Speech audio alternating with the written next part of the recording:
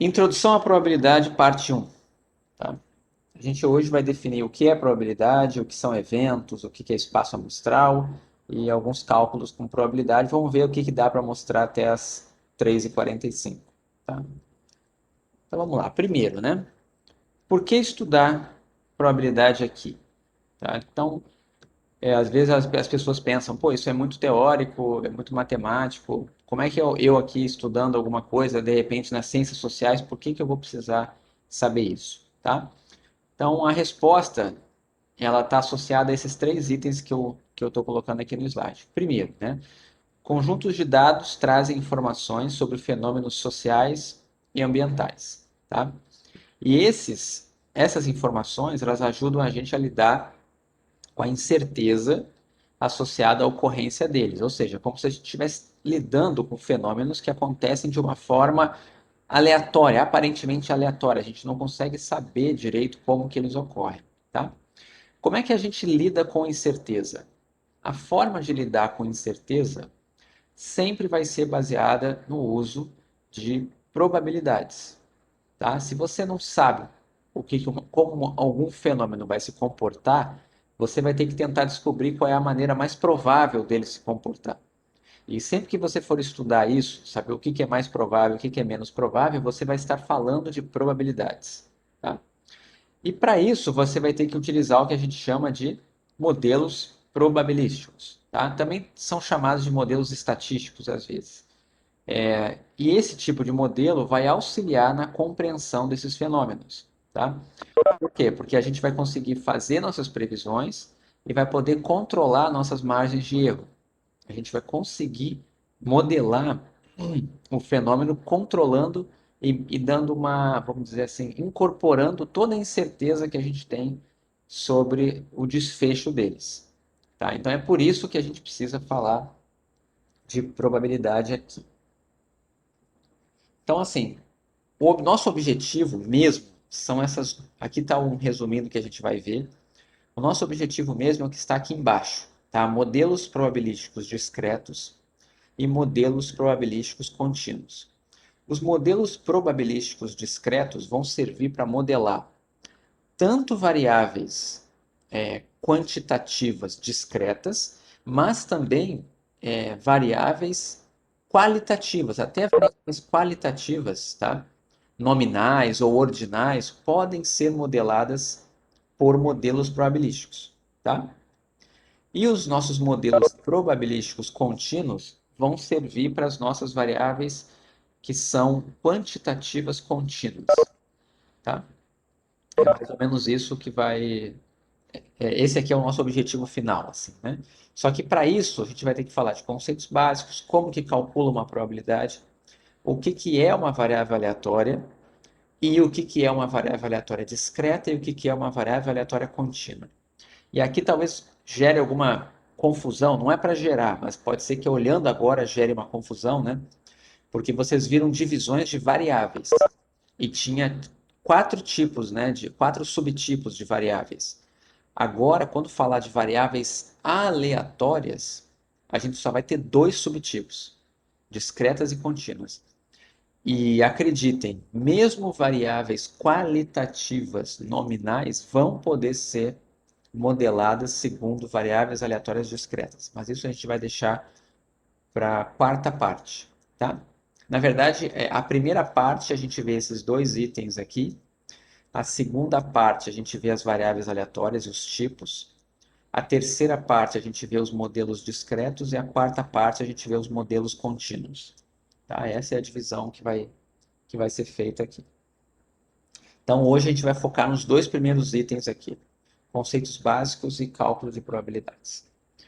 Então, a primeira coisa que a gente tem que saber para poder entender probabilidade é saber da onde vêm esses fenômenos, né, que a gente tem certeza sobre eles, tá? No campo da probabilidade, a gente vai estar lidando com experimentos aleatórios. O que é um experimento aleatório? É um experimento, tá, onde a ocorrência dele tem um desfecho aleatório. Você não sabe, vamos dizer assim, o que vai dar, qual vai ser o resultado, qual vai ser o desfecho desse meu experimento, tá? Por exemplo, se você pegar eu vou ferver a água, vou fazer o experimento de ferver a água e anotar a temperatura. Qual vai ser a temperatura da água na hora que ela ferver? A gente já sabe o desfecho, a gente já sabe que vai ferver a 100 graus Celsius, ok? Agora, se eu fizer um experimento que vai gerar um resultado que eu não sei qual é, tá? É porque existe algum tipo de modelo, algum tipo de estrutura por trás dele, probabilística, que gera possíveis resultados, certo? Então a gente vai falar aqui do nosso experimento. Eu estou usando a letra grega epsilon aqui, parece um ezinho, né? Ele vai ser denominado aleatório quando for regido por um modelo probabilístico. E como é que eu sei que ele é regido por um modelo probabilístico? Quando ele tiver essas três características aqui. Qual é a primeira? Primeiro, posso reproduzir esse meu experimento? Essa é uma pergunta. Você pode reproduzir ele muitas vezes, né? Então, o exemplo mais simples, né, que a gente tem é jogar uma moeda, né? Eu poderia jogar uma moeda, o que que vai dar? Cara ou coroa? Não sei. Mas eu poderia repetir esse experimento muitas e muitas vezes, tá? Sob as mesmas condições. Segunda coisa, eu consigo listar todos os resultados possíveis do experimento, apesar de não saber qual vai ser o resultado do experimento. Então, por exemplo, vou jogar a moeda. Eu não sei o que vai dar, mas eu sei que vai dar cara ou coroa. Então, sempre que a gente falar de um experimento aleatório, você tem que ter em mente o seguinte: eu preciso saber todos os resultados possíveis que eu posso vir a obter. Todos, tá? Eu não sei qual vai ser, mas eu tenho que saber os possíveis, tá? Então isso aqui vai estar sempre associado a um experimento aleatório. E outra coisa é o seguinte: quando você repete esse experimento um número grande de vezes, uma certa regularidade é observada, tá? Então, por exemplo, vou jogar a minha moeda. Se eu jogar a moeda uma vez só, eu não sei o que vai dar. Se eu jogar a moeda duas vezes, eu também não sei o que vai dar. Pode dar cara, cara, pode dar cara, coroa, pode dar coroa, cara, ou pode dar coroa, coroa. Mas se eu jogar essa moeda um número muito, muito grande de vezes, né? Se eu fizer isso muitas vezes, o que que vai acontecer? Eu vou observar uma certa regularidade. Não é que eu vou saber o resultado, mas se a minha moeda for uma moeda tradicional, honesta, se não for uma moeda de jogo, de mágica, né? Essa moeda vai acabar tendo um padrão que é de produzir aproximadamente 50% de caras e 50% de coroas. Essa regularidade vai estar associada a todo experimento aleatório, tá? A grande questão é, nem sempre você vai ter uma repetição dele. Às vezes você vai ter poucas repetições e a grande pergunta é, como que você faz para descobrir essa regularidade? É essa regularidade que a gente vai estudar depois com estatística, tá? Mas a princípio você precisa saber que por trás tem um padrão que você quer descobrir qual é, tá? Então esse é um experimento aleatório. A diferença para um experimento que não é aleatório, né, é que esse item 2 aqui, ó, não existe, né? Você sabe o resultado possível e você sabe o que vai dar, ok? Não tem essa incerteza sobre o que vai dar. Então isso é um experimento, tá? E aí vem a segunda coisa relacionada à probabilidade. Sempre que você tem um experimento, você vai ter um espaço amostral. O que que é um espaço amostral? Espaço amostral é um conjunto, tá? O que que é um conjunto, tá? Um conjunto é um grupo ou uma coleção de coisas. Qualquer coisa pode estar dentro de um conjunto. Então, o que que vai ser o conjunto denominado espaço amostral? É um conjunto onde dentro dele tem todos os resultados possíveis do meu experimento aleatório. Tá? Qual é a notação que a gente usa? A notação universal para espaço amostral é a letra grega ômega, ômega maiúsculo. Tá? Sempre que você estiver estudando probabilidade e aparecer ômega, ou alguém perguntar quem é o ômega, você já sabe qual é o conjunto que tem todos os resultados possíveis do meu experimento. Tá? Então, a gente chama os elementos de ômega de ômegazinhos. Isso aqui é ômega minúsculo, tá? Parece um W, mas é ômega. Ômega minúsculo, né? É o W1, W2, W3 até WN. Depende de quantos resultados possíveis você tem. Tá? Por exemplo, jogar uma moeda. Eu vou jogar a moeda e vou anotar a face resultante. Qual é o meu espaço amostral? É um conjunto que tem dois elementos. Quem é o primeiro elemento? Cara. Quem é o segundo elemento? Coroa. Então, quem é ômega 1? Cara. Quem é ômega 2? Coroa. Tem ômega 3? Não, não tem. Para no 2, certo? Aqui tem mais dois exemplos. Jogue dois dados e observe a soma dos números das faces voltadas para cima, tá? Então vamos pensar, você jogou dois dados, né? E anotou a face que está a soma das faces voltadas para cima. É impossível essa soma dar número negativo. É impossível essa soma dar um número não inteiro. É impossível dar zero. É impossível dar um. Mas já pode dar 2. Quando é que vai dar 2? Né? Quando você observar a face um num dado e a face um no outro dado. Vai dar 2. Você pode ter 3, 4, 5, 6, 7, até 12. Quando é que você vai observar a face 12? Quando você tiver os dois dados com a face 6 resultante. Ou seja, no fim das contas, esse aqui é o seu espaço amostral e esses numerozinhos aqui são os elementos que fazem parte do seu conjunto amostral, do seu espaço amostral. O espaço amostral pode ter letras, números, pode ter qualquer coisa aqui dentro, tá? Um conjunto, lembrem, um conjunto na matemática é um grupo ou coleção de coisas. E essas coisas podem ser qualquer coisa, tá? Esse aqui, ó, é um espaço amostral que dentro dele só tem números inteiros, tá? Mas nem sempre isso é verdade. Olha o outro aqui, ó. Um míssil é lançado e observado no instante t. Então imagina só, você lançou um míssil e chama aqui t igual a, sei lá, 2 minutos. Eu quero descobrir no instante 2 minutos após o lançamento do míssil qual é a altura que ele está acima do solo. A altura m que ele está acima do solo. Quais são os valores possíveis que essa altura pode ter? O míssil pode estar na altura zero?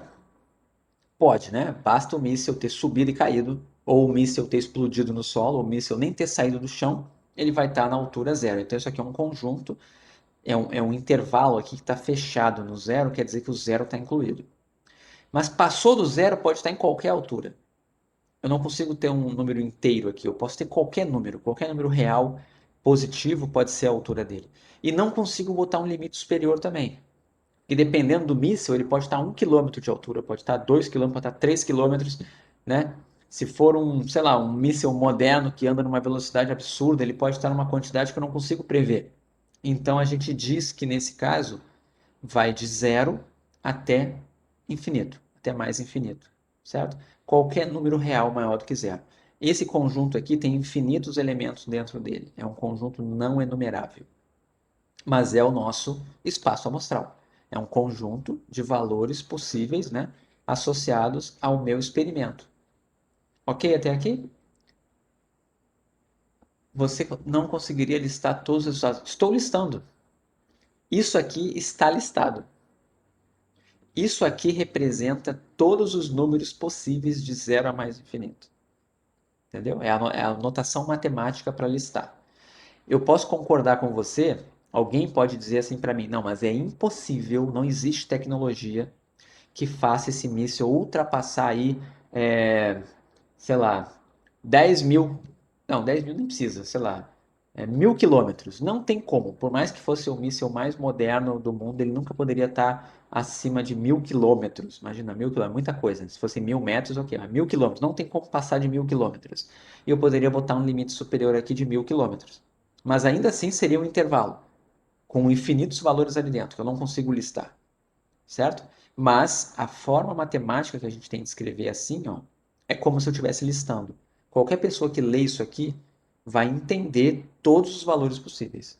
Se eu perguntar para você, o número 7,342 está ali dentro? Está ali dentro. Não tem problema nenhum ser infinito. Aliás, muitos fenômenos que você vai estudar, você vai ter que assumir que o limite superior é infinito. Tá?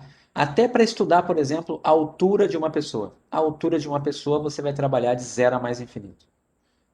Tá? Peso, zero a mais infinito. Tá legal? Renda, zero a mais infinito. É como a gente vai fazer na prática. Tá? Mas matematicamente eu estou assumindo que pode acontecer aqui 1 trilhão. Tá? Qualquer número. E aí o que acontece? Esse exemplo anterior ali, os dois exemplos, mostraram dois tipos de espaços amostrais. Tá? E a gente tem que ter em mente como que classifica eles, porque isso faz toda a diferença na hora de definir o modelo probabilístico que você vai usar. Então, tem dois tipos. Tá? Tem os espaços amostrais finitos ou enumeráveis. O que significa um espaço amostral finito ou enumerável? Enumerável quer dizer contável. Tá? Na matemática, qualquer conjunto que você consiga contar os elementos, ele é dito enumerável. E finito é quando essa conta, né, tem fim, ok? Então, um exemplo, aqui, ó.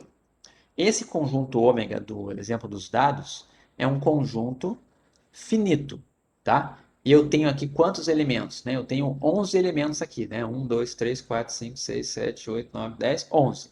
É um conjunto finito com 11 elementos. Todo conjunto finito pode ser contado, então ele é enumerável. Agora, nem todo conjunto enumerável é finito. Aí são as coisas da matemática, né? Por exemplo, os números naturais. Os números naturais, quantos elementos tem nos números naturais, né? Os números naturais lá começam no 1, 2, 3, 4, 5, 6, até mais infinito. Quantos elementos tem ali dentro? Infinitos. Mas eu consigo ir contando eles? O que significa contar? Tá? Eu consigo. Deixa eu fazer o seguinte. Deixa eu mostrar para vocês aqui. É uma coisa assim, não é tão importante, mas eu vou botar, tá? O conjunto dos números naturais, tá? Ele é assim,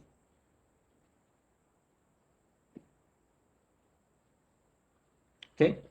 A grande pergunta é, se você consegue associar um número de contagem para cada elemento dele, você está dizendo que ele é contável. Então eu posso fazer o seguinte, ó, esse aqui é o primeiro, esse aqui é o segundo, e assim por diante. Se você consegue fazer isso, tá? Ele é enumerável. Vou dar um exemplo não tão óbvio, tá? Mas, por exemplo, os inteiros, tá?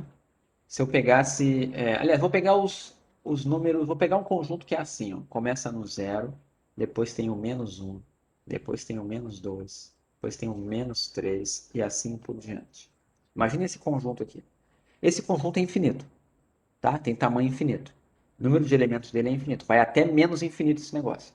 Mas eu posso associar o zero com o número um, é o primeiro elemento. O menos um eu posso associar com o número 2 é o segundo elemento. Esse é o terceiro. Esse é o quarto. Posso fazer essa associação com uma contagem. Certo? Posso ficar contando. Então ele é enumerável. Agora vamos ver um caso que não é enumerável. Vou pegar o intervalo de 0 a 1. Esse é um intervalo de 0 a 1. Imagine que tem números aqui dentro, de 0 a 1, tá? Quem é o primeiro elemento desse conjunto? Eu não consigo nem dizer.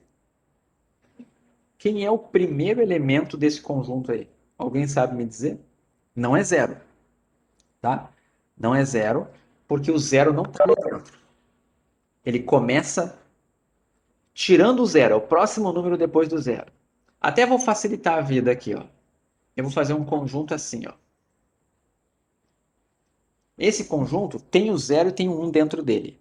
Quem é o primeiro elemento desse conjunto? O primeiro elemento desse conjunto é o zero, tá? Então o zero aqui, ó, é o primeiro. E eu sei que aquele 1 ali é como se fosse o último. Mas a pergunta que eu faço é: quem é o segundo elemento desse conjunto aqui? Você não tem como saber. Não tem como enumerar. Se você me der qualquer número depois do zero, eu consigo dar outro para você mais perto do zero. Tá? Você falar, o próximo é o 0,00001. Eu vou dizer, eu conheço infinitos menores do que esse. Tá? Então, como eu tenho aqui dentro, eu não tenho como contar quantos elementos tem aqui dentro. Eu não consigo sair contando.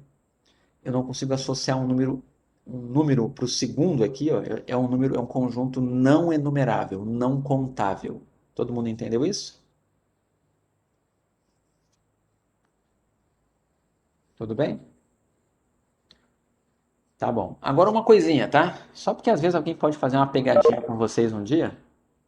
Mas se alguém desse um conjunto assim para vocês, ó, 0,1, depois 0,2, depois 0,3 e assim até mais infinito. Imaginar esse conjunto aqui? Ele vai de 0,1 em 0,1. 0,1, 0,2, 0,3, 0,4, 0,5, até mais infinito. Esse conjunto aqui, ele é contável? Sim, ele é contável. Por quê? Esse daqui é o primeiro, esse daqui é o segundo, esse daqui é o terceiro, tá? Por que que eu estou botando esse exemplo aqui? Porque vocês podem encontrar em alguns livros as pessoas dizendo que conjuntos enumeráveis têm que ter números inteiros dentro dele. 0,1 não é um número inteiro. 0,2 não é um número inteiro.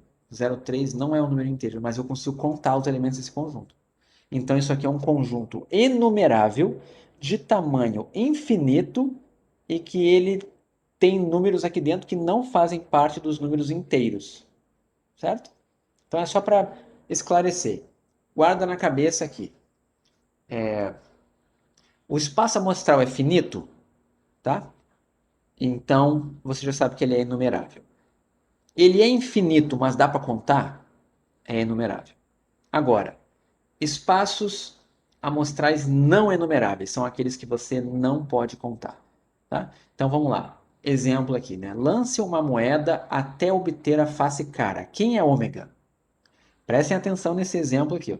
Lance uma moeda até observar a face cara. Imagina que você é um pesquisador e você é um cara que está lá para anotar as faces resultantes da moeda. E a sua ordem é: pare o experimento quando você observar a face cara. Me digam quem é ômega. Quem é o espaço amostral? Eu vou aqui para o quadro enquanto vocês pensam. Deixa eu ver. O que vocês estão escrevendo aí?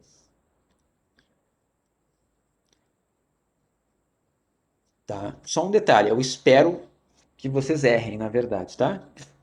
Porque a primeira vez que você vê isso aqui, o normal é errar, tá? Mas vamos lá.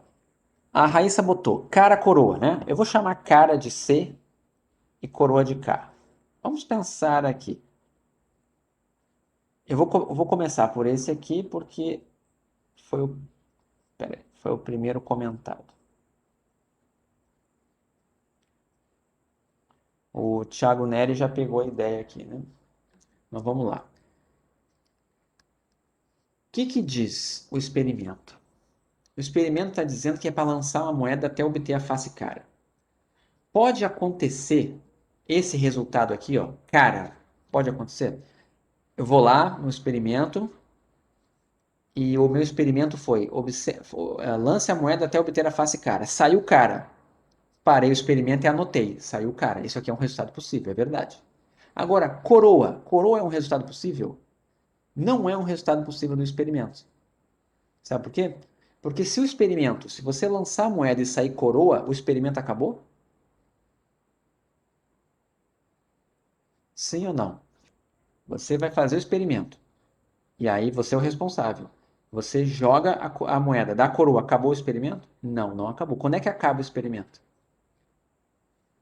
Quando sai a primeira cara, concordam? Então, coroa não é um resultado possível do experimento, mas isso aqui, ó, é um resultado possível do experimento. O que é isso aqui? O meu experimento pode ter dado cara, pode ter dado coroa cara, certo? Isso é um resultado. Mas acabou? Só tem esses dois elementos aqui? Só tem essas duas formas do meu experimento acabar?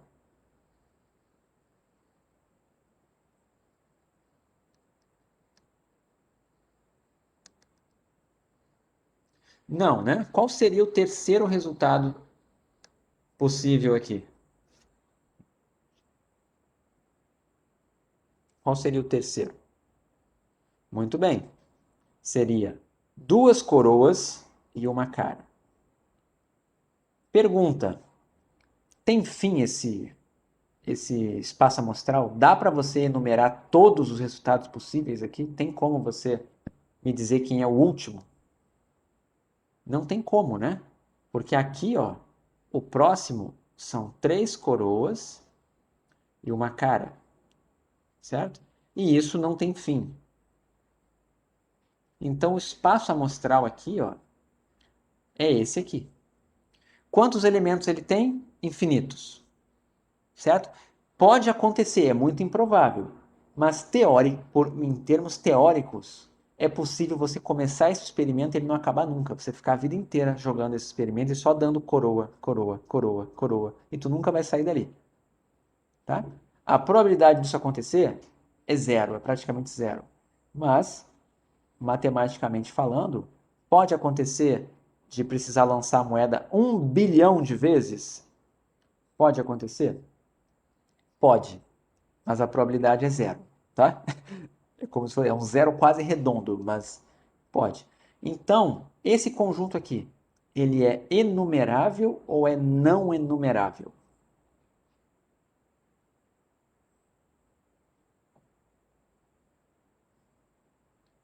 Não enumerável? Vamos olhar lá de novo. Olha lá. Espaços amostrais finitos ou enumeráveis, né? Enumeráveis são aqueles que eu posso contar. Dá para contar? Quem é o primeiro elemento aqui? Eu posso contar, né? Ó, esse é o primeiro, esse é o segundo, esse é o terceiro, esse é o quarto. Essa contagem não vai acabar nunca, mas eu posso ir contando, certo? Entenderam a diferença? Sempre que você pode ir contando os elementos, ele é enumerável. Mesmo que não tenha fim essa contagem, mesmo que o número de elementos seja infinito, tá? Ele é um conjunto infinito, mas enumerável. Agora vamos ver o outro exemplo aqui. Cadê? Peraí. Eita. Aqui. Registre o tempo até que o experimento anterior acabe. Vamos lá. Esse experimento aqui de lançar a moeda até obter a face cara. Você foi contratado para anotar, para fazer o experimento. E outra pessoa foi fazer outro experimento junto com você. Ela vai registrar o tempo até o teu experimento acabar. Até você parar de lançar essa moeda. Quem é o ômega? Quem vai ser o ômega desse segundo caso?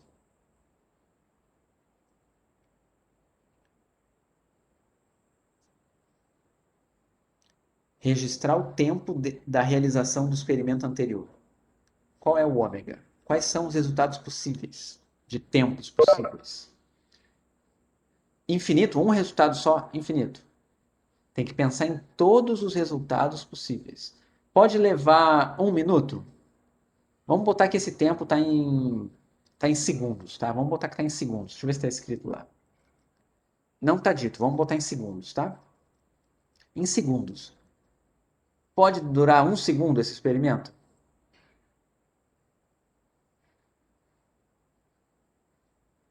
Pode, né? Se a pessoa jogar a moeda rapidão, em 1 segundo der cara, acabou, certo?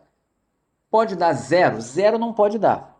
Porque no zero não dá tempo da pessoa jogar a moeda. Vamos assumir que por mais rápido que a pessoa jogue a moeda, ela tem que levar algum tempo para isso. Então, zero não. Mas qualquer coisa depois do zero já está valendo. Pode levar 500 mil segundos esse experimento? Sim, pode. Pode levar 500 mil segundos. Eu só consigo dizer isso aqui, ó. Não é zero, então o zero não está no intervalo, e isso vai até, vou botar o mais aqui só para dizer que tem o mais infinito e o menos infinito, né? De zero a mais infinito. É o tempo que esse experimento pode levar. Todo mundo entendeu agora? Esse conjunto é infinito? É infinito também. Quantos elementos tem aqui dentro? Infinitos. Mas a grande pergunta é: dá para você ir contando eles aos pouquinhos? Não dá. Não dá para contar. Por exemplo, quem é o elemento ali, quem é o menor elemento desse conjunto? Você não consegue nem me dizer isso. Quem é o menor? Não sei. Não tenho a menor ideia. 0,0000 alguma coisa. Tá bom. Se você pegasse 1 segundo, você vai começar a contar a partir do 1 segundo. 1 segundo, é o seu primeiro elemento, tá ali dentro, contei 1. Quem é o próximo? Depois do 1 segundo, quem é o próximo? Você não tem como contar. É o 1,0000, não tem como, certo? Ou seja, você sabe quem está ali dentro, mas você não consegue ir contando eles de uma forma ordenada, tá? Então, é não enumerável. É bem diferente desse caso aqui, em que eu consigo colocar, né? Comecei de 1, fui aumentando, eu sei qual é a estrutura dele, tá? Por mais que eu saiba que lá no infinito, eu não sei, isso nunca vai acabar, mas eu sei que vai sempre aumentar um K aqui. Sempre vai ter um K a mais, um K a mais, um K a mais. Aqui não. Aqui pode ser qualquer coisa entre zero e mais infinito, tá? Então, essa é a diferença. Se você identificou e percebeu que o espaço amostral é... Professor, Oi, diga. só uma pergunta. Então, poderia dizer, ou não sei, que esses espaços amostrais não enumeráveis, eles se relacionam com as variáveis quantitativas contínuas? Sim, perfeito. As variáveis quantitativas contínuas, você vai utilizar os modelos que assumem espaço amostral não enumerável. E para as outras, você vai assumir os que têm espaço amostral enumerável ou finitos, porque os finitos, todos os finitos são enumeráveis, tá? Mas nem todo enumerável é finito. Alguém fez uma pergunta, deixa eu ver aqui. Só é enumerável se tiver uma constante ou período estipulado? Você quer saber qual é a definição matemática dele? Talvez te ajude, porque você tá avançando nisso, né? Tem que ter uma correspondência de todos os elementos dele com os números naturais. Sabe isso que eu estava fazendo aqui, ó? Pegar isso aqui, ó. Pega os elementos e associo com 1, 2, 3, 4. Esse conjuntinho de 1, 2, 3, 4 é o conjunto dos números naturais, tá? Se você conseguir ter uma correspondência de todos os elementos desse conjunto, você conseguir botar uma setinha para os naturais, é porque ele é contável, é porque ele é enumerável, certo? Então, aqui eu não consigo, né? Porque eu não consigo pegar os elementos dele e associar com o 1, o 2, o 3, o 4, o 5. Eu não consigo saber quem é o 1, quem é o 2, quem é o 3, quem é o 4. Mas a definição de não enumerável é: não é possível fazer uma correspondência elemento a elemento com o conjunto dos números naturais. Essa é a definição matemática. Ok? Mas acho que respondeu a tua pergunta, né? Vamos lá. Na prática, como é que você vai ver espaço amostral na sua vida? Tá? Na sua vida, os espaços amostrais não vão vir dessa forma, né? Tão matemática assim. Ele vai vir dessa forma aqui, ó. Experimento. Selecione aleatoriamente um docente da ENSE e registre o sexo, a posição na carreira, a lotação dele, a escolaridade e o tempo do IBGE em anos. Certo? É um experimento aleatório isso aqui? É, porque eu vou selecionar de forma aleatória um docente da ENSE. Certo? Então, eu vou anotar o resultado. Tá, ok. Obrigado, Natália. Vamos lá. Isso aqui é um experimento aleatório, tá? O que seria um resultado possível desse experimento?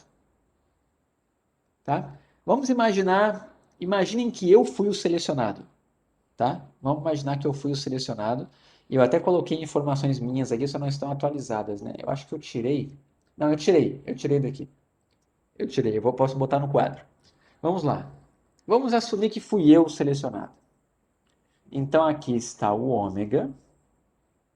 E olha só, cada resultado desse espaço amostral aqui é bem complexo, tá? Porque vamos lá. O experimento é selecionar o docente e anotar tudo aquilo ali. Então, a primeira coisa, quem foi o docente selecionado? Um resultado possível sou eu. Vou botar aqui G, que sou eu, tá? Gustavo. Mas não é só isso. Isso é uma das coisas que eu anotei no experimento, mas tinha mais coisa. Eu tenho que registrar o sexo masculino. Eu tenho que registrar a posição na carreira. Eu acho que eu sou S2 na carreira. Tem que registrar minha lotação. A minha lotação é graduação. Eu tenho que anotar escolaridade. Vamos assumir que estava só, como é todo mundo professor, né? Aí pode ser especialização, mestrado ou doutorado. Então vou botar aqui D, doutorado. Tempo de BGE. Agora já são 12 anos. Isso aqui tudo isso daqui é um resultado possível desse experimento. Vocês concordam? Esse é um resultado só. É um elemento. Esse é o ômega 1. É o primeiro. Vamos imaginar agora se saísse outro professor. Aí eu tenho que pensar no que eu teria que colocar para esse outro professor. Então, se fosse outro professor, sei lá, se fosse. Com quem mais vocês estão tendo aula?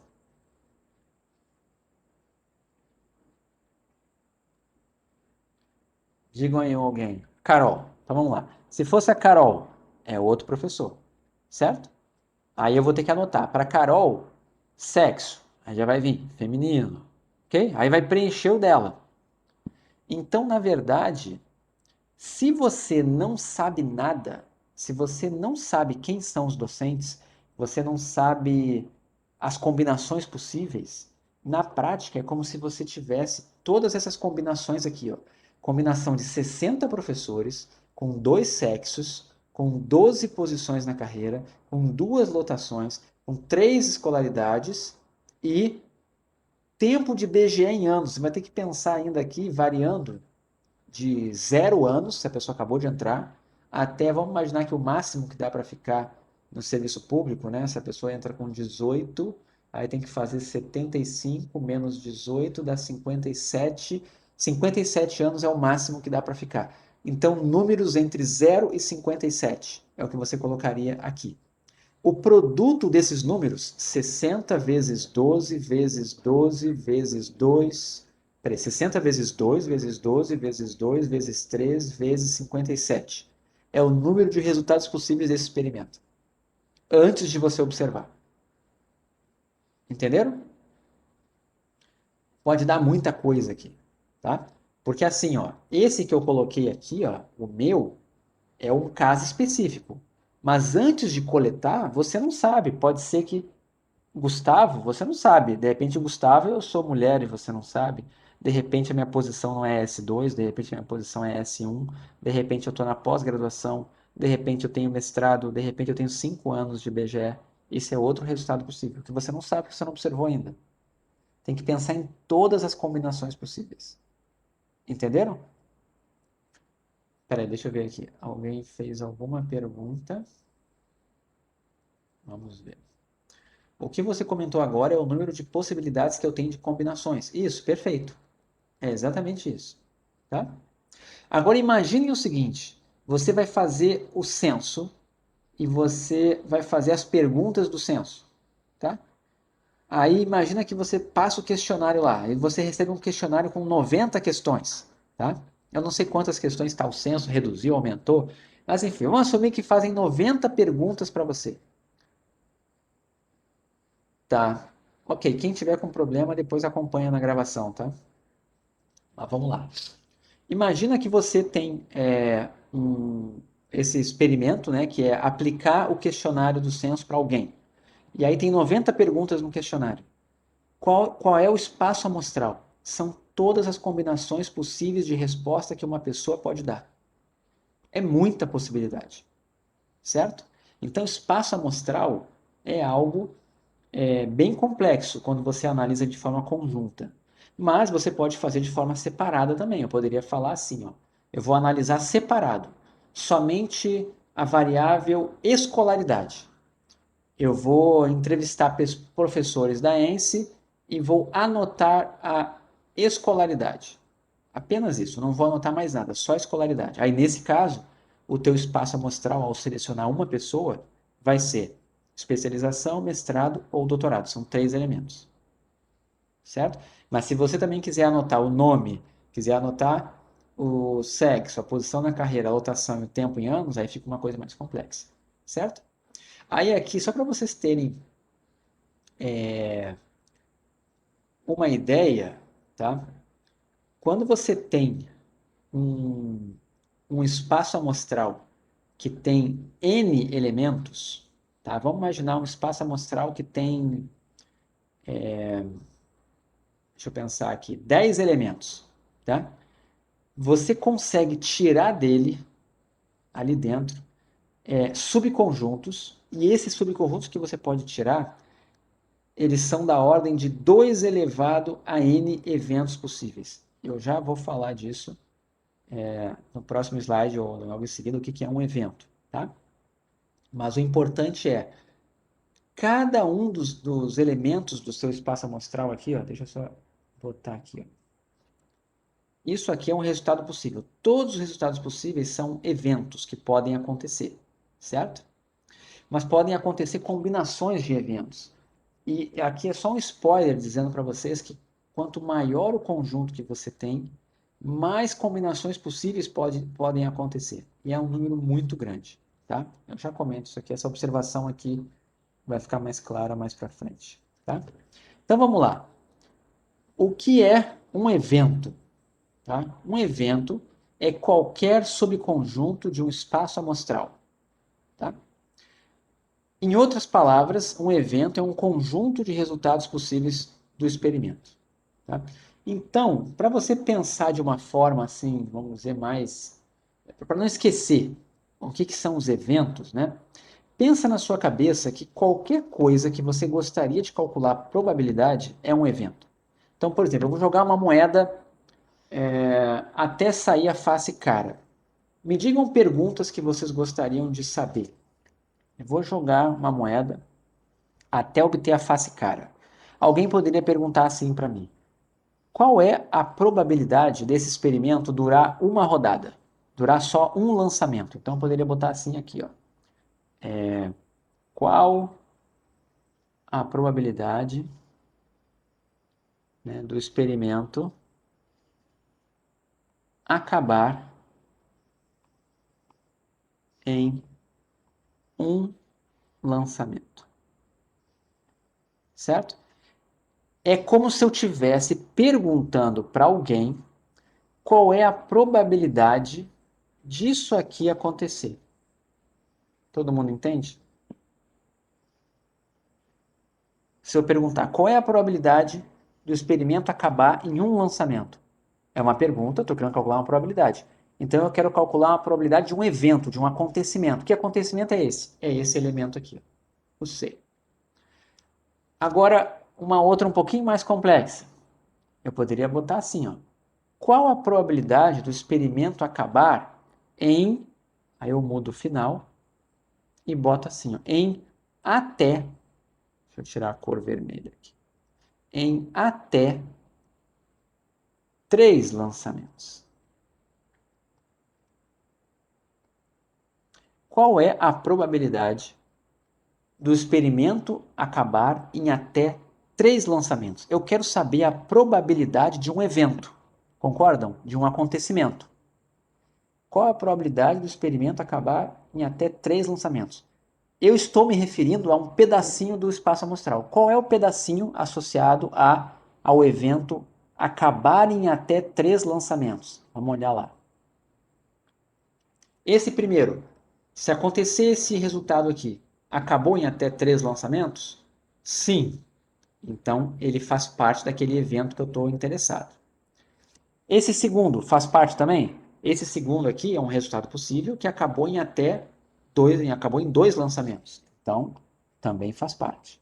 Esse aqui acabou em até 3 lançamentos? Acabou. Esse daqui acabou em até 3 lançamentos? Não, esse aqui acabou em 4 lançamentos. Então, esses 3 elementos aqui, ó, formam esse evento aqui, ó, que a gente está interessado. Qual a probabilidade do experimento acabar em até 3 lançamentos? É como se você estivesse fazendo exatamente isso aqui, ó, probabilidade de um evento acontecer. Que evento é esse? Eu já respondo isso que você colocou, tá? Tem uma pequena diferença e os livros confundem isso, tá? Qual a probabilidade de um evento? Isso aqui é uma anotação que a gente vai usar, tá? Probabilidade de um evento. Que evento? O evento, eu vou botar assim, menor ou igual a 3 lançamentos. Só para simplificar, tá? Vou escrever assim. Esse evento aqui significa ter menos ou 3 lançamentos.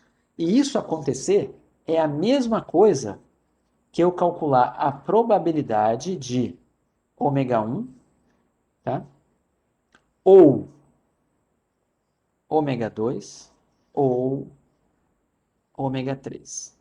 Quem é ômega 1, ômega 2, ômega 3? São exatamente o primeiro, o segundo e o terceiro resultados possíveis do meu experimento. Então agora eu vou lá para a pergunta que foi feita aqui da Beatriz. O espaço amostral seria o total de eventos, casos possíveis, e o evento, caso favorável? Não. Na verdade, é o seguinte, ó. Vamos lá. Eu vou tentar sumarizar aqui, tá? O espaço amostral, o que tem dentro dele? Resultados possíveis.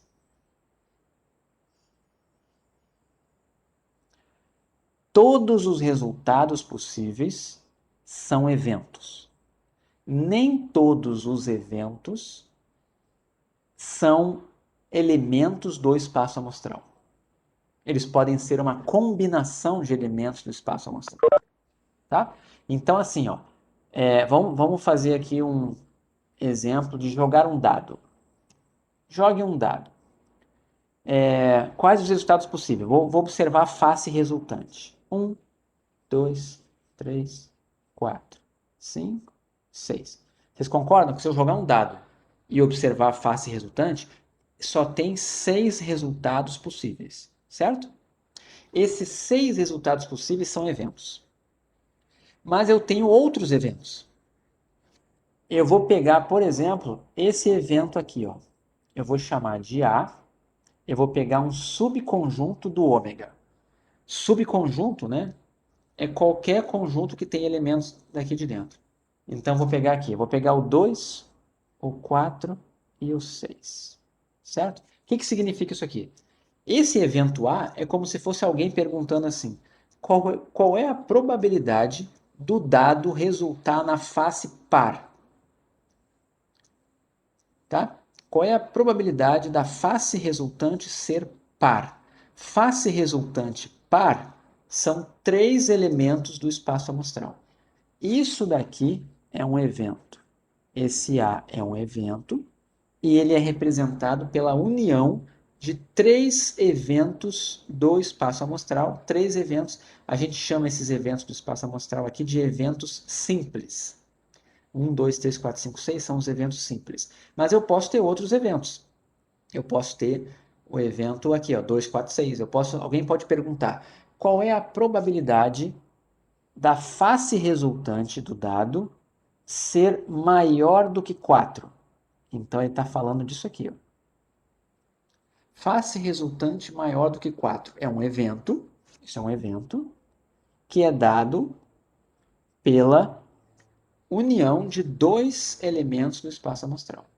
Então é como se fosse assim, evento, tá? Pode ser qualquer subconjunto do espaço amostral, não necessariamente qualquer elemento, qualquer subconjunto, pode ser mais de um elemento, tá? Então vamos lá. Existem alguns eventos que são importantes, tá? O primeiro deles, ômega, é o evento elementar ou evento simples. O que é isso? É o que eu acabei de falar. Quando você pega o espaço amostral, esses elementozinhos aqui, ó, o 1, o 2, o 3, o 4, o 5 e o 6, são todos eventos elementares ou eventos simples. Posso querer calcular a probabilidade deles. Qual é a probabilidade de sair a face 3? Eu estou falando desse evento elementar aqui, certo? Mas não necessariamente vai ser. Pode ser uma combinação deles e aí não vai ser mais evento elementar. Outro evento, evento certo. O que é o evento certo? É o evento que vai acontecer com probabilidade 1, com 100% de chance ele vai acontecer. Tá? O que seria isso então? Imagina que eu crio esse evento aqui, ó. Alguém fala assim para você. Evento C. Qual é a probabilidade de eu jogar um dado e dar um número positivo? Vamos pensar. Alguém poderia querer perguntar isso, né? Eu vou jogar um dado e eu quero saber qual é a probabilidade de dar um número positivo. Quais são os, quais são os, quais são os resultados do espaço amostral que tem a ver com esse evento? Todos, né? O 1, o 2, o 3, o 4, o 5 e o 6. Isso aqui é um evento. Só que esse evento aqui é exatamente igual ao ômega. Então, o ômega sempre vai acontecer. Sempre vai dar um resultado possível do espaço amostral. Então, esse evento aqui, ó, evento C, que é ocorrer um número positivo, sempre vai acontecer. Então, ele é chamado de evento certo. E o que é o evento impossível? Tá? Alguém pergunta para você assim agora. Ao invés de falar número positivo, a pessoa pergunta assim: qual é a probabilidade de eu jogar um dado e dar um número negativo? Qual é o resultado do espaço amostral que está associado a esse resultado? Dar um número negativo. Alguém vai me dizer, nenhum, não tem nenhum. Mas aí agora vamos lembrar de matemática, tá? Existe um elemento que está em todos os conjuntos. Ele, na verdade, ele é um conjunto, né? Não é nem um elemento, desculpa. Existe um conjunto que está dentro de todos os conjuntos. Exatamente. É o vazio. Ok? O vazio está dentro de todos os conjuntos. Então, ele é um subconjunto de todos os conjuntos. Então, a pessoa perguntar para você qual é a probabilidade de dar um número negativo, ela está olhando para o vazio, que está no espaço amostral, porque o vazio está dentro de qualquer conjunto. Certo? Então, o vazio é um evento. O vazio sempre vai ser um evento. São os eventos que a gente vai atribuir probabilidade zero depois. Tá? Mas tem que pensar neles também. Tem que pensar em tudo que pode acontecer. E você vai chamar ele de evento impossível. E é o vazio. Então são três famosos aqui. Ok? Então aqui, ó. Aqui tem um exemplo disso. Considere o experimento onde uma moeda honesta é lançada duas vezes e as faces resultantes são registradas. Então vamos lá. Quem é o espaço amostral? Você jogou duas moedas e anotou as faces. Então não pode, muito cuidado, não, o espaço amostral não é cara, vírgula, coroa, não pode. Porque cara não é um resultado possível desse experimento. Esse experimento sempre vai retornar duas faces. Então quem é o espaço amostral? Cara, cara, coroa, cara ou coroa, coroa. Esse é o espaço amostral. Olha esse evento A aqui, ó. Alguém pergunta: qual é a probabilidade de sair cara e coroa, desculpa, coroa e cara e coroa, cara e coroa, coroa. Qual é a probabilidade disso acontecer? Poxa, a pessoa está botando elementos aqui que formam o espaço amostral. Então, esse evento A é o evento certo, é o próprio ômega. Alguém pode perguntar: qual é a probabilidade de sair cara e coroa? Qual é a probabilidade de sair cara e coroa? Isso aqui é um evento elementar. Por quê? Porque ele é um dos elementos do espaço amostral. Alguém pode perguntar: qual é a probabilidade de sair coroa? É impossível. Não tem como sair coroa. Por quê? Porque sempre vai ter dois resultados, não pode sair só um. O que aconteceu? A moeda caiu no bueiro? Alguma coisa aconteceu, teu experimento deu ruim. Então, isso é impossível. Esse aqui é o nosso vazio, certo? Esse elemento aqui não faz parte daqui, ó, tá? Eu deveria ter colocado aqui do lado que ele vai ser igual ao vazio, tá? Porque esse K aqui, tá? Não tem aqui dentro. Então, ele está associado ao vazio. E esse último aqui, ó, quando você faz qualquer combinação de eventos, né, que é o caso, é o contrário do evento elementar, sempre que tiver mais de um evento simples dentro de um evento, você vai chamar de evento composto. A maioria dos eventos são compostos. Ok? Fiquem calmos, tá? Isso aqui não é só a introdução do negócio, tá? Para vocês entenderem quando eu falar de evento certo, evento impossível, se eu falar coisas desse tipo, vocês vão saber do que eu estou falando. E como que você cria eventos, então? O evento certo é um evento composto, sim. O evento certo é um evento composto. Perfeito, aqui, ó. O evento certo ele é composto por 4 eventos simples. Então, ele é um evento composto. Tá? Agora, a pergunta é, como que eu faço para criar um evento? Né? Eu posso aqui, ó, olhando esse espaço amostral, eu posso criar o evento CC, eu posso criar o evento CCCK, posso criar o evento CCCKKC, eu posso fazer qualquer combinação aqui, 2 a 2, 3 a 3. Eu tenho várias combinações possíveis que eu posso fazer. E como que você faz combinações de eventos? Como é que você faz operações com eventos? Tá? Na verdade, para isso você tem que lembrar que um evento, o que é um evento? Olha a definição de evento. Evento é um subconjunto. Ou seja, evento também é um conjunto. E quais são as operações matemáticas que você faz com conjuntos? Você não faz soma, subtração, divisão, multiplicação, não. Com eventos, você faz 3 operações. Você faz interseção, você faz união e você faz complementar. Com essas 3 operações aqui, você faz as contas de probabilidade todas, porque toda a teoria da probabilidade está associada com a teoria dos conjuntos, tá? E aí aqui é só para lembrar, caso você já tenha visto isso ou não, isso aqui é chamado de diagrama de Venn, tá? O diagrama de Venn é uma forma gráfica que às vezes auxilia você a entender como que um conjunto é formado, como que um evento é formado.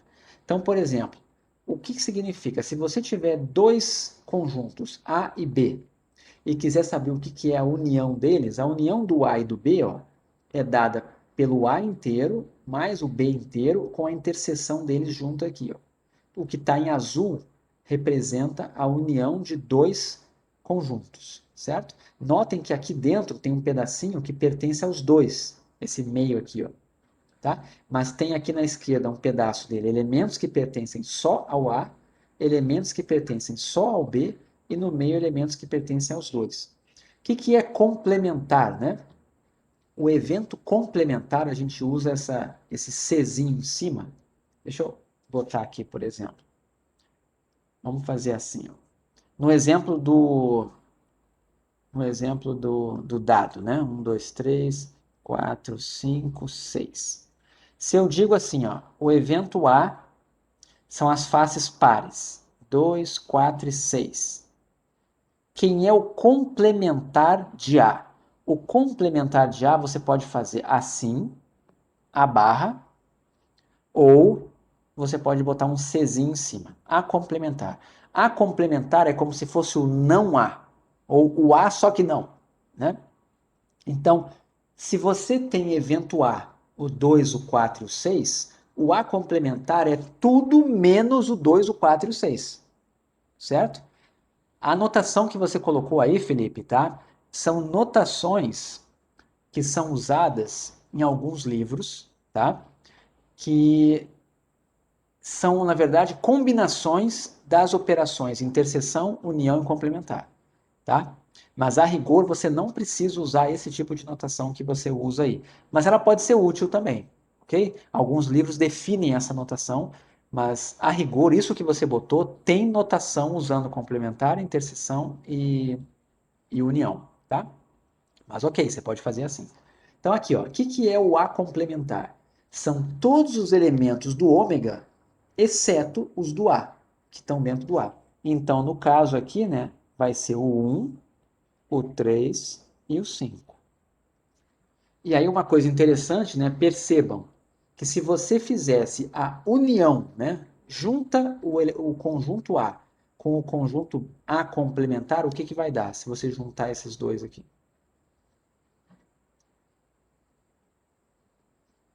O A com A complementar vai dar o ômega, certo? Sempre vai acontecer isso, tá legal? Então, aqui, ó, tá? Nesse exemplo, a gente está dizendo que o ômega é dado por toda essa área desse retângulo. Então, no segundo caso aqui, ó, A união B complementar, o A união B é o que está aqui dentro. Então, o que é o complementar? É tudo menos a união do A com B. O que que é esse aqui, ó? Esse aqui é uma ilustração de dois eventos que não têm interseção. Todo mundo está vendo aqui o evento A e o evento B aqui, ó, não tem interseção. A interseção deles é o conjunto vazio, tá? E a gente vai dar um nome para isso. Isso aqui vai ser chamado dois eventos disjuntos, tá? Ou também chamados de eventos excludentes. São eventos que não têm interseção, tá? Aqui tem um exemplo, né? O evento A e o evento A complementar não tem interseção, não tem nenhum elemento aqui que esteja aqui embaixo, certo? Então, eles são eventos excludentes, certo? Ou disjuntos. E por fim, né, a outra coisa aqui, né, quem é a interseção entre A e B? É aquele pedacinho ali, ó, que os dois têm. Então, nessa parte azul aqui, ó, são elementos que estão dentro do A e dentro do B. O diagrama de Venn, às vezes, ajuda você para fazer algumas continhas mais básicas, tá? Mas ele não vai ajudar muito quando você tiver eventos complexos, que é o que costuma aparecer no mundo real, tá? Mas estou botando aqui só para vocês saberem que existe. Então, deixa eu voltar aqui. Tá, falei da combinação.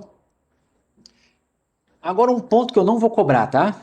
Eu só vou colocar aqui, só para vocês verem, tá? E não se preocupem, tá?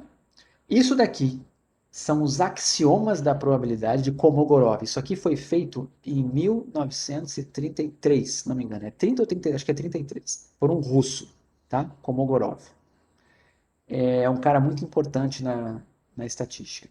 Olhem que coisa curiosa, tá? A probabilidade ela é usada há muitos anos. Na Idade Média se usava. Antes da Idade Média tem relato de uso de probabilidade, muita coisa até para jogo, né, era usada. As pessoas já tinham a noção de probabilidade, mas uma definição matemática do que era a probabilidade, que é a chamada definição axiomática da probabilidade, só foi feita em 1933 com Kolmogorov, tá? Antes disso, as pessoas trabalhavam com probabilidade, mas não sabiam o que ela era, não sabiam como definir ela matematicamente, tá? E o Kolmogorov criou esses três axiomas aqui. Com esses três axiomas, tá? Você define tudo da probabilidade. E eu não vou falar aqui dos detalhes de cima, eu só vou comentar três coisinhas aqui, ó, tá? O que foi chamado de probabilidade de A, onde esse A aqui, ó, é um evento qualquer, tá? Pensa num evento. O que é um evento? Um subconjunto do espaço amostral, tá? Lembra, né? Espaço amostral é um conjunto. Evento é um subconjunto do espaço amostral, logo é um conjunto também.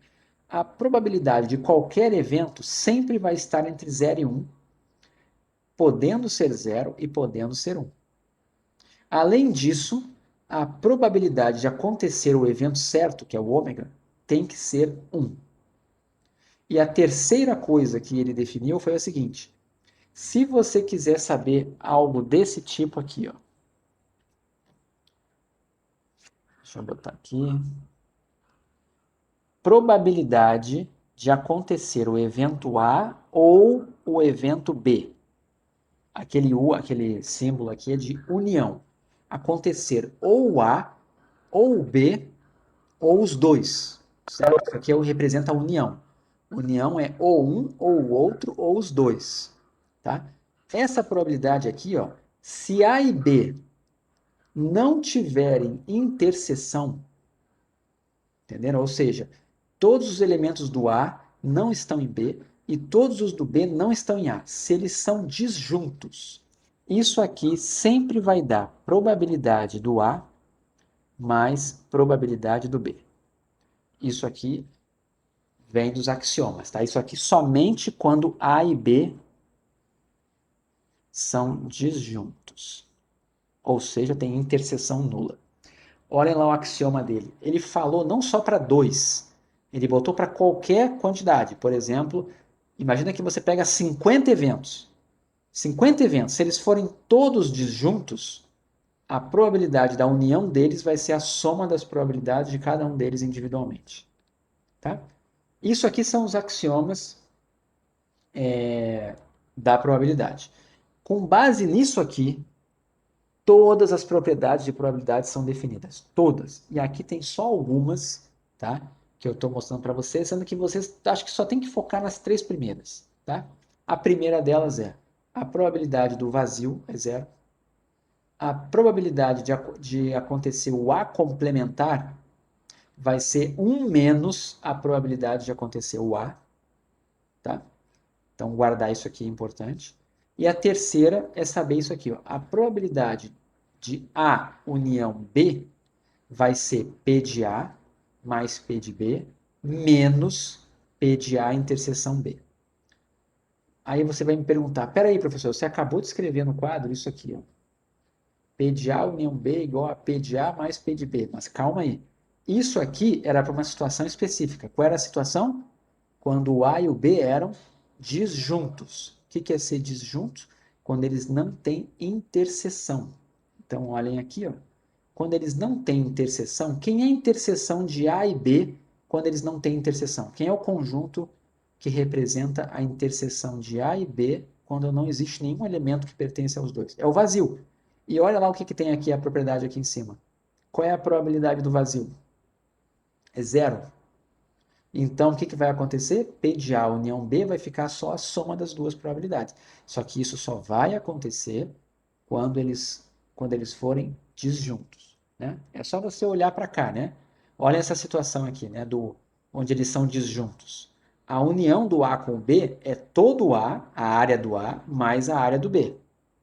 Agora, olha nessa situação aqui, ó.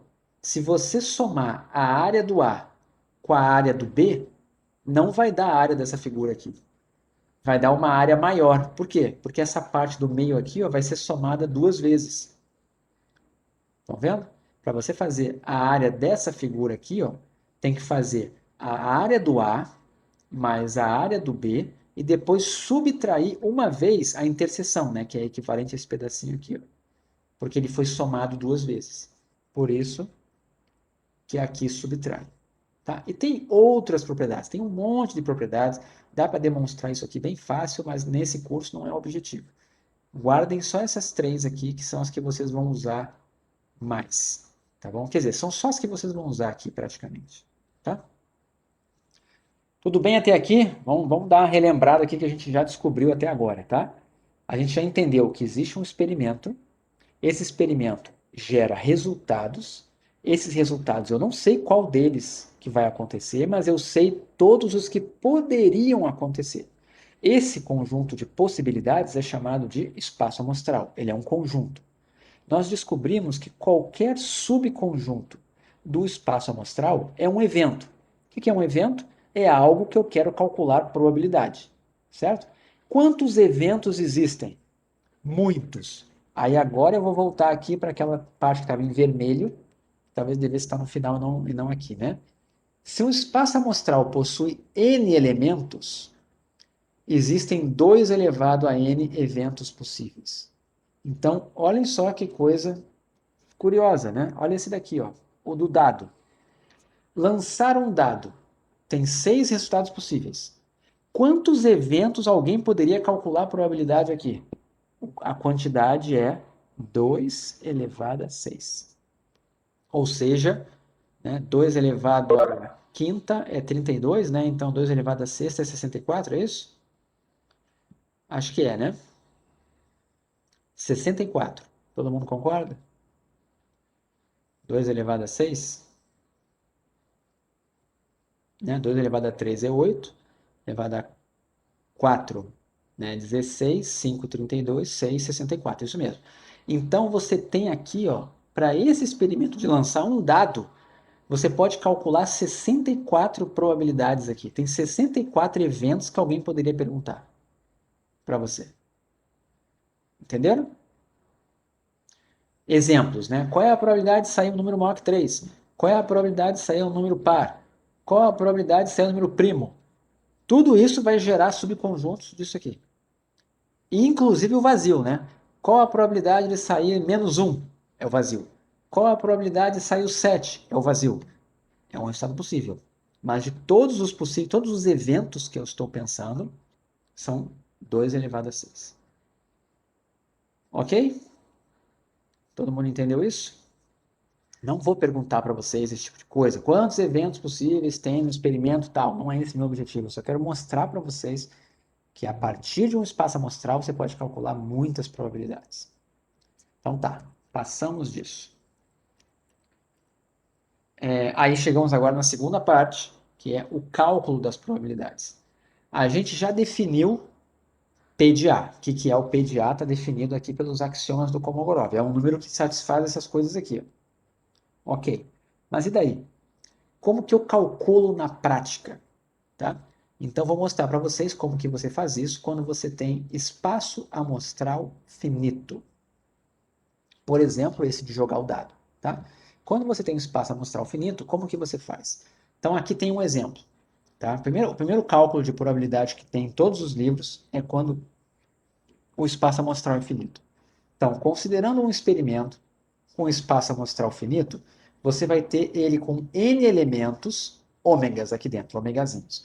Cada um desses ômegazinhos é um evento simples, certo? Então, a gente vai associar um número PI, esse PI vai ser uma probabilidade que eu vou dar para cada um desses elementos, é um número. Esse número tem que ser maior do que zero e a soma deles tem que dar 1. Consequentemente, se a soma deles tem que dar 1 e ele tem que ser maior do que zero, todos eles vão estar entre 0 e 1. Então, por exemplo, aqui. Esse aqui é um espaço amostral finito. Eu vou atribuir números para eles. Eu tenho que colocar aqui um P1 para esse número, um P2 para esse número, um P3 para esse número, um P4 para esse número, um P5 para esse número e um P6 para esse número. E a soma desses P's tem que dar 1. Qual o número que vocês botariam aqui para satisfazer essa restrição de ser maior do que zero e a soma da 1? Qual o valor que você ia botar para P1, por exemplo? 1/6.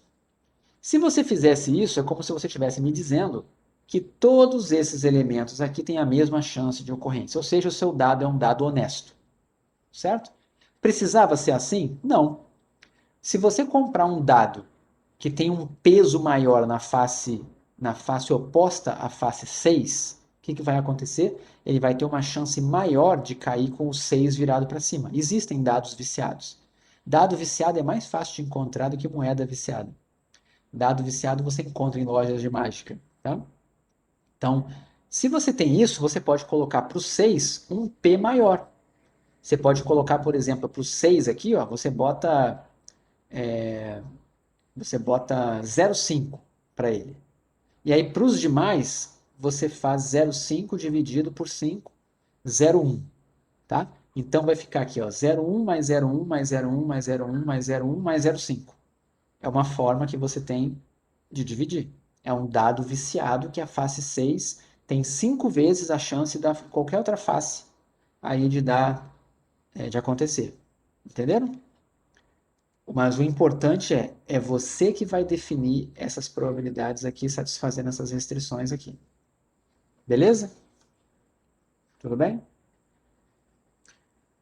Aí o que acontece, né? Eu acabei de perguntar e vocês responderam, né? O caso mais simples acontece quando todos os eventos têm a mesma chance. Quando todos têm a mesma chance, é só você colocar a probabilidade de cada um deles como sendo 1 sobre n. E a gente vai dizer que eles são resultados equiprováveis ou igualmente verossímeis, tá? Então, esse aqui é o caso da moeda, é o caso do dado, tá? Vou selecionar um aluno dessa turma de forma aleatória. Qual é a probabilidade de cada um de vocês aqui sair? 1 sobre o número de alunos que tem aqui na sala, 1 sobre n, certo? Isso tudo é exemplo de resultado igualmente verossímil ou eventos com resultados equiprováveis, tá? E dá para fazer muita conta com eventos desse tipo, tem muita coisa assim no mundo real, tá? Ainda mais se você fizer a amostragem aleatória simples. Quando você faz a amostragem aleatória simples, você está trabalhando com uma situação em que os elementos são selecionados de forma em que todo mundo tem a mesma chance de ser selecionado. Então você está nesse universo aqui, no universo dos resultados igualmente verossímeis. Tudo bem até aqui? Então vamos lá. E aí, como que vai funcionar o cálculo da probabilidade? Tá? Você vai definir o seu evento A como um conjunto, dentro dele tendo M eventos elementares. Eu vou traduzindo isso aqui com exemplos, tá? Aqui, ó. Nesse nosso exemplo aqui está o nosso ômega. Eu tenho dentro dele 6 eventos elementares, estão vendo?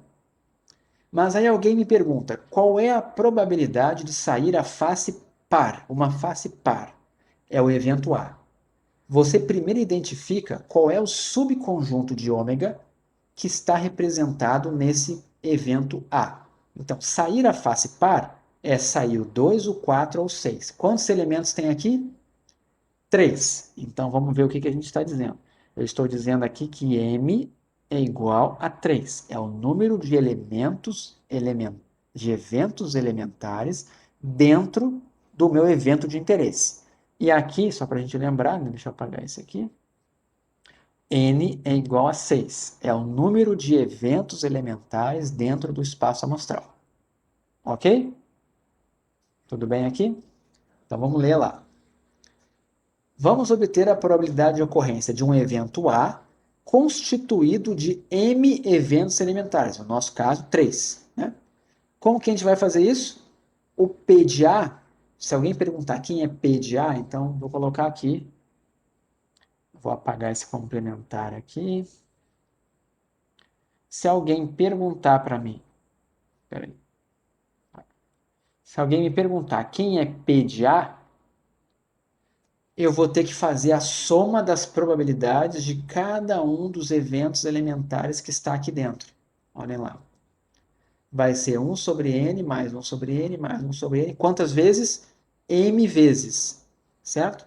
Então, isso daqui vai ser um sexto mais um sexto mais um sexto, que dá igual a 3 sextos. Porque 3 sextos é m dividido por n, onde o n é 6. Certo? Então, aqui, onde né, o A tem m elementos e o ômega tem n elementos. Entenderam? Como é que funciona? É só você somar as probabilidades de cada evento elementar que forma o seu evento que você está interessado. Tudo bem? Conseguiram entender aqui o exemplo?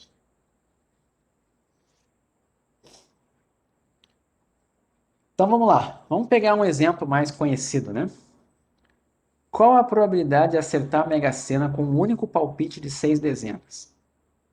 Não sei se todo mundo aqui lembra de como é que funciona a Mega Sena, né? Mas a Mega Sena você aposta em 6 dezenas.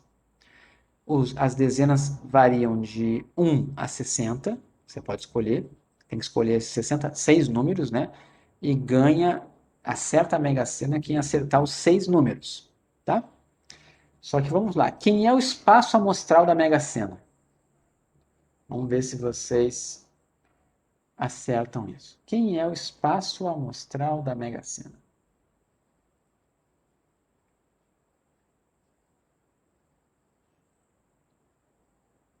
Vamos lá, cuidado. Isso daqui é o espaço amostral da Mega Sena? Isso é o espaço amostral da Mega Sena? Não, não é. Por que que não é? Alguém pode chegar e falar assim para você: quanto é que deu? O que saiu na Mega Sena? Ah, deu 60. Como assim 60? Deu 60. Não, 60 não aconteceu. Eu quero saber o resultado da Mega Sena, não quero saber que se saiu 60. Isso daqui não é o espaço amostral da Mega Sena. Por quê? Porque o espaço amostral da Mega Sena tem que ser o conjunto de resultados possíveis. Qual é o resultado possível mais simples que ninguém aposta? Aposta 6 números da Mega Sena, mas ninguém aposta nesse número. Quem é? Muito bem. 1, 2, 3, 4, 5, 6. Isso é um resultado da Mega Sena. Um. Certo? Agora, não é verdade, tá? Muita gente aposta nisso aqui.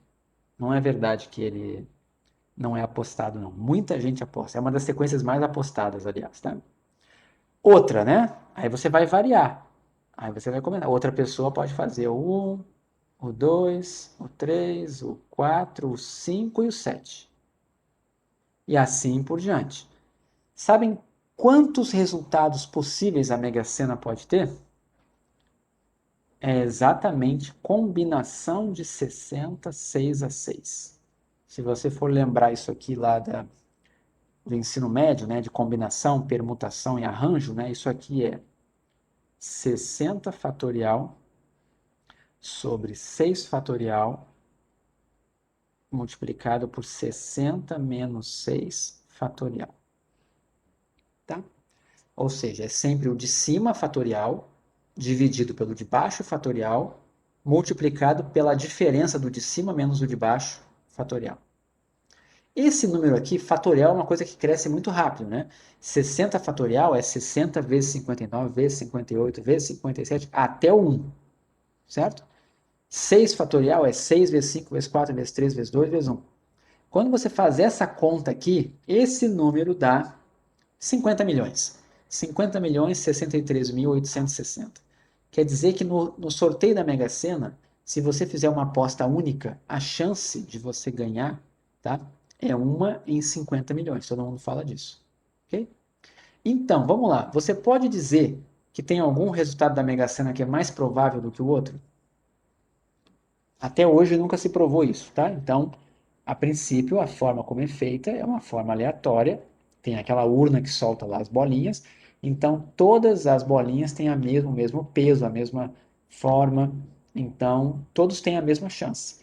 Então, é um problema em que você está com um espaço amostral com resultados equiprováveis. Então, cada resultado do espaço amostral, quantos elementos tem esse espaço amostral aqui? Esse que eu acabei de falar aqui. Quantos elementos que ele tem? Ele tem n igual àqueles 50 milhões lá. Certo? 50 milhões, né? Então, para espaços amostrais equiprováveis, a probabilidade de cada resultado é 1 sobre n. Ou seja, 1 sobre 50 milhões. Ok? Todo mundo entendeu isso? Aí vamos lá. Qual a probabilidade de acertar a Mega Sena com um único palpite? Então, a probabilidade vai ser, o evento acertar, vamos pensar aqui, o evento acertar com um palpite. Se você fez um palpite só, você está com um evento A, que tem quantos eventos elementares dentro dele? Esse evento A aqui, ó, tem quantos eventos dentro dele? Quantos lá do espaço amostral estão dentro dele se você fez uma aposta única? Só tem um elemento. É como se fosse m igual a 1. Então, é 1 sobre n. 1 sobre 50 milhões. Entenderam? Você pegou um evento elementar. Tá claro aqui? Então, se alguém dissesse assim, eu fiz 3 apostas, né? Então, qual é a probabilidade de eu ganhar? Você ganhar, o evento A é um evento que dentro dele vai ter 3 resultados do espaço amostral. Então, é m igual a 3. Qual vai ser a probabilidade de acerto? 3 sobre 50 milhões, se você fizer 3 apostas. Ok? Tudo bem até aqui?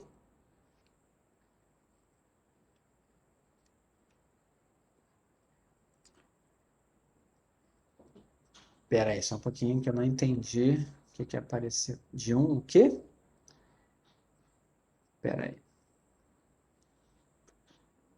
Se eu quiser saber a probabilidade de um município, como assim um município? Oi, A diga. quantidade de que eu tenho ali das pessoas daquele município ganhar, né? Então faria essa mesma associação, né? Mas você teria que saber A quantas quantidade de pessoas, quantas pessoas apostaram. quantas apostas, né? Do tipo assim, se você me garantir que todas as pessoas daquele Uma município única fizeram vez. apostas, é que tem várias restrições ali, né? Se, se todo mundo daquele município apostou no mesmo número, vai dar uma coisa. Se todos eles apostarem em números diferentes, vai dar outra coisa, certo? Uhum. Então, por exemplo, né, se todos os brasileiros apostassem na Mega Sena, qual é a probabilidade de alguém ganhar?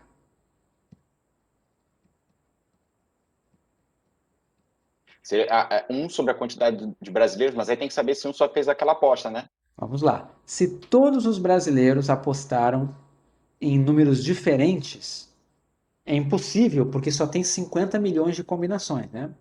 Vamos pensar então assim, você pega 50 milhões de pessoas, manda cada um deles apostar num número diferente. Qual é a probabilidade dessas pessoas, de alguma dessas pessoas ganhar?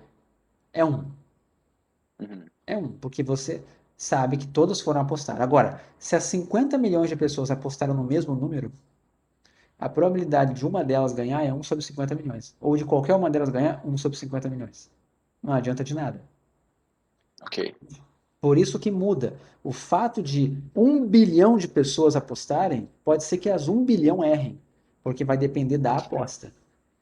Certo? Esse é o Certo. problema, né? De saber da Mega Sena. Por isso, assim, se você for um cara rico, se você é um cara muito rico, tem muito dinheiro, e a Mega Sena, por exemplo, acumulou, está pagando 300 milhões, a Mega Sena da virada, e você consegue, usando um computador, alguma coisa, apostar nos 50 milhões aqui, né, de resultados possíveis, e multiplicando pelo preço, né, eu não sei quanto é que está a aposta da Mega Sena, mas se você multiplicar pelo preço que está, acho que está R$ 5, não sei se é 5. Se fosse R$ 5, né, quanto que é? Vou ver aqui. Não, tudo bem, vamos imaginar que fosse R$ 5. Se você tem 250 milhões de reais e você aposta, né, nesses 50 milhões aqui, você vai gastar 250 milhões de 450? Tá bom. Mas enfim, você faz a conta. Faz 4,50 vezes essas possibilidades aqui e aposta. Qual é a probabilidade de você ganhar? 1. Você vai ganhar, Uhum. tá? Se o prêmio for maior do que o que você gastou, vai valer a pena. Só tem um risco. O que pode acontecer de você se dar muito mal nisso? Muito bom, Rodolfo. Se mais pessoas ganharem, vai que divide o prêmio. Esse é o problema. Tá legal? E Entendi. em geral, a maior parte dos sorteios da Mega Sena, o prêmio nunca é maior do que o valor disso aqui, 250 vezes 4,5. Tá? Isso não vai acontecer. Isso acontece na Mega Sena da virada, de vez em quando isso acontece. E você teria que ganhar sozinho. E olha só um azar que pode dar, né? Você apostou em todas. Você apostou em todas. Inclusive na sequência 1, 2, 3, 4, 5, 6. Certo? Você apostou nos números de Lost. Outros números que são muito apostados, né? Imagina se sai um desses números.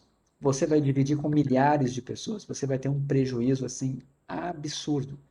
E pior, né? Todo o dinheiro que você deu vai para o prêmio ainda dessas pessoas. Você vai ser um grande contribuidor para o prêmio e para os impostos, né? Então, não vale muito a pena, assim, do ponto de vista estatístico, probabilístico, apostar na Mega Sena é uma furada, né? É só para se divertir mesmo. Ou para quem tem sorte, né? Se você acredita em sorte. Mas matematicamente falando, é só para perder dinheiro. Entendi. Ok? Então vamos lá. Vamos continuar aqui. Vamos uma coisa mais real agora, né? Um pouquinho mais real. Um lote de 100 vacinas produzidas possui 10 vacinas com validade ilegível. Considere que as normas de controle de qualidade, né, as normas da Anvisa, as normas, né, as exigências sanitárias aí, né, exigem que o lote seja rejeitado caso uma ou mais vacinas com validade ilegível sejam encontradas no processo de inspeção. Então vamos imaginar, chegou um lote de 100 vacinas na sua frente. E você precisa. Imagina agora, estamos vivendo um período aí de pandemia, né? Não tem condição de alguém ficar olhando uma por uma na hora que está recebendo, certo? Porque estão chegando 500 mil vacinas, estão chegando milhões de vacinas às vezes, né?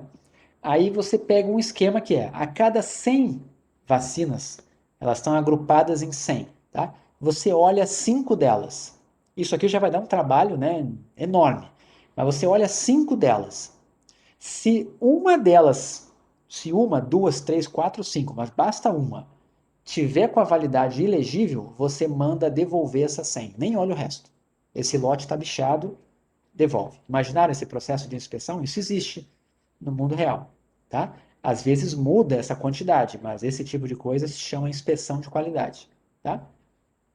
Olha a pergunta que está aqui. Se na inspeção, né, são coletadas 5 vacinas ao acaso, qual é a probabilidade do lote não ser rejeitado? Tá? Vamos pensar aqui. Qual é a probabilidade do lote não ser rejeitado? Primeiro, o que significa o lote não ser rejeitado? que tem que acontecer para o lote não ser rejeitado? Qual é a situação? Imagine ela acontecendo. Você pega 5 delas e nenhuma vem ilegível, tá? Então, para fazer essa conta aqui, vai ser um exercício de análise combinatória. Você tem 100 vacinas e vai selecionar 5, tá? De quantas maneiras? Quais são as amostras possíveis que você pode ter? Tá? Vamos imaginar assim, ó. Vamos colocar aqui. Existe uma população que tem a vacina 1, a vacina 2, a vacina 3, a vacina 4, a vacina 5, até a vacina número 100. É o número delas, é o ID delas, tá?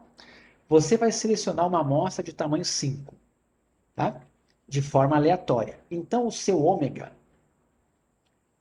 poderia ser, né? Você vai selecionar aqui 5 delas. Me digam um resultado possível. Quais são 5 que poderiam aparecer para você? Poderia sair A1, A2, A3, A4 ou A5. Poderia sair assim, certo? Poderia sair também A1, A3, A4, A7 e A9. É o outro resultado possível, ok? Você tem essas combinações aqui. De quantos resultados possíveis eu posso ter aqui de vacinas na minha amostra? De quantas maneiras eu posso ter essas vacinas caindo na minha amostra? Se eu tenho 100 no total, eu vou pegar 5. É como se fosse a Mega Sena, né? A Mega Sena tem 60 na população e você vai pegar 6. Então era a combinação de 60, 6 a 6. Aqui vai ser combinação, né, nesse nosso exemplo aqui, muito bem. O número de possibilidades, que é o N, é combinação de 100, eita, 5 a 5. É um número bem grande isso aqui, tá? Eu já digo ali quanto é que é. Agora vamos pensar o seguinte, está dito no problema que dessas 100 vacinas, 10 delas têm a validade ilegível. Se alguma dessas 10 aqui cair na minha amostra, eu vou rejeitar o lote, concorda? Eu quero saber a probabilidade de eu não rejeitar o lote, certo? Se eu não quero rejeitar o lote, quais são as vacinas que podem cair na minha amostra? Quais são as possibilidades, né? Quantas vacinas que podem cair na minha amostra e quantas que não podem? Só podem cair 90. Tem 10 ali que, se caírem, vão matar o lote, certo? Então, vamos imaginar que o evento A, tá?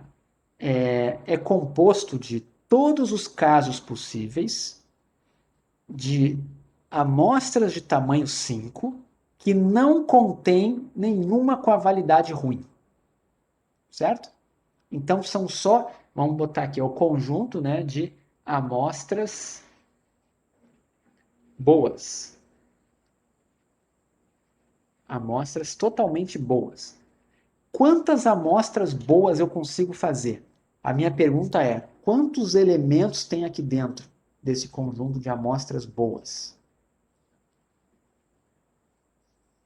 Você sabe de quantas formas? Só 9? Não. Lembrem que isso aqui é um conjunto de ômegas. É um conjunto de ômegas. Então, por exemplo, né, vamos imaginar aqui, ó, a população está aqui, né? Vamos imaginar que as 10 primeiras são ruins. Eu vou marcar aqui em vermelhinho. Essa é ruim, essa é ruim, essa é ruim, essa é ruim, essa é ruim. As 10 primeiras são ruins e as outras todas são boas. E aqui são os resultados possíveis, né? Por exemplo, esse resultado do espaço amostral aqui, ó, é um lote rejeitado.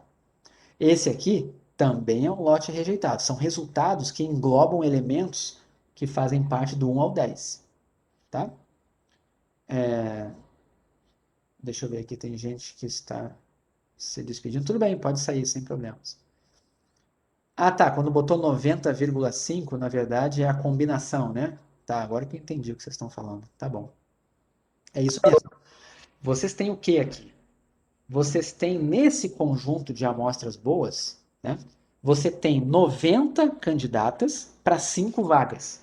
Então, o número de elementos, né, que é o nosso M, número de elementos, né, do evento A é combinação de 90, 5-5, certo? Quantas seriam as combinações de amostras ruins, né? É a diferença, é o total menos essa daqui, tá? Seria a diferença. Mas vamos ver quanto é que dá isso. Considerando, né, o espaço maior, tem a explicação aqui, né? Olha só quantos casos você tem. Não parece, né? Imagina só, apenas 100, você tem 100 vacinas. Vai pegar uma amostrinha de tamanho 5, 75 milhões de possibilidades. E olha quantas tem chance de sair boas. 43 milhões. São as combinações de amostras que só tem vacina boa. Ou seja, dividindo um pelo outro, que é M sobre N, 0,58. Certo? Então, olha só que interessante. Se você mandar um lote para alguém, tá? Você é o cara que produz vacina. E você sabe que você produz vacina e na embalagem você deixa meio. Você não tem muita preocupação, a tinta não é boa, ela sai às vezes, tá? E acaba que 10% do que você manda vai fora das especificações. Você sabe que você vai se dar mal com isso, certo? Mas olha qual é a probabilidade de rejeitarem o teu lote. Desculpa, de não rejeitarem o teu lote. 0,58. O que quer dizer isso?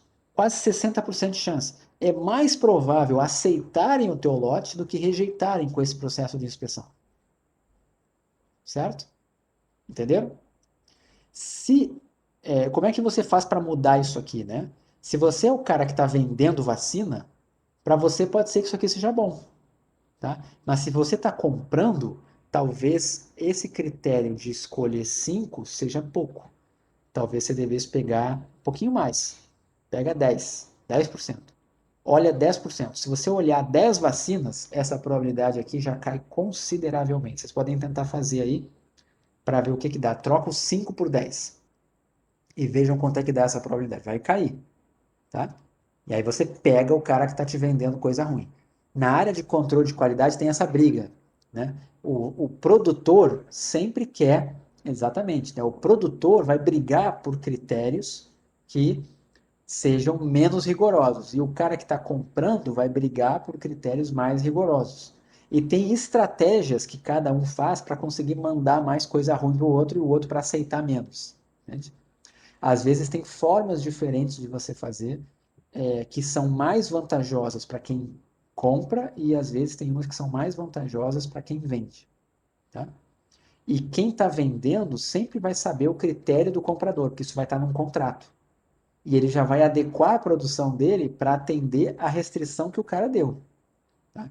Esse aqui é um exemplo onde, mesmo que você não encontre nada na amostra, ainda tem quase 60% de chance do lote ser ruim, do lote. Você deveria devolver o lote e não está devolvendo o lote, tem coisas defeituosas, certo? Tem Gustavo, vacinas defeituosas. Oi. só para fazer uma adenda, é por isso que existem os institutos de certificação, né, as ISOs, né? Elas Isso, acabam meio que mediando parametrizando esses isso. dados para que haja um mínimo de Perfeito. qualidade, né? Perfeito. Inclusive, sabe o que tem muito? Tem os esquemas que são mais conservadores e os menos conservadores. É controle estatístico de qualidade. Perfeito, Thiago Nery. Então, o que acontece? Quando você é um fornecedor que sempre está passando no controle de qualidade, você nunca é pego, nunca vem coisa com defeito, nunca rejeitam teus lotes.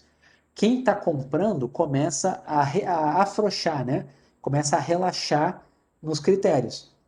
E aí você vai mandando cada vez mais. Aí basta uma vez que você tem um lote rejeitado, que eles começam a ficar mais rigorosos. E se você tem outro lote rejeitado, eles ficam mais rigorosos ainda. E aí esses critérios vão mudando de acordo com a qualidade do fornecedor. Tudo isso em contrato. Entende? Então o fornecedor pode, às vezes, quando tem um lote ruim, ele pode guardar o lote para mandar num momento que ele está com a boa reputação. Tem várias coisas que dá para se fazer para ganhar dinheiro com essas coisas. Tá? Mas tudo isso aqui tudo que envolve a amostragem aleatória simples vai cair em problemas de resultados igualmente verossímeis ou equiprováveis. Tá? E vai usar essas continhas aqui que eu estou apresentando para vocês.